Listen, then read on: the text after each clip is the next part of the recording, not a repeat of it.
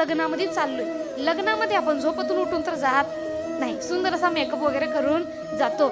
Makeup आपण छानसा केला, आपल्या शेजारच्या मैत्रिणीनं आपलं फार कौतुक केलं, ते कौतुकाचे 2 शब्द आपल्याला किती वेळ आठवण राहतील?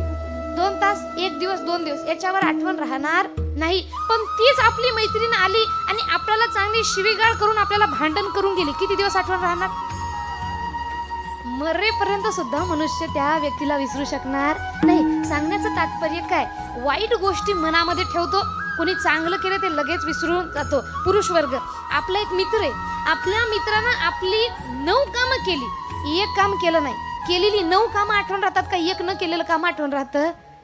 1 काम जे केलं नाही. कारण मनुष्याकडे एक वाईट स्वभाव आहे, चांगल्या गोष्टी आठवण ठेवतच नाही आणि वाईट गोष्टी किती विसर म्हटलं तरी विसरत नाही. म्हणून कीर्तनामध्ये सुद्धा असंच झालंय, ज्याला जेवढं आवडतं तेवढं घेतं आणि बाकीचं निघून जातं. म्हणून अशा प्रकारे ऐकून तुम्ही फायदा नाही आणि आमचं पोट दुखून बोलून आमचा सुद्धा फायदा होणार नाही. म्हणून सर्वांनी बोलण्याकडे लक्ष असू द्या, जेवढं चांगलं वाटतं तेवढं उतरवा आपल्या जीवनामध्ये, नुसतं ऐकून ठेवू नका.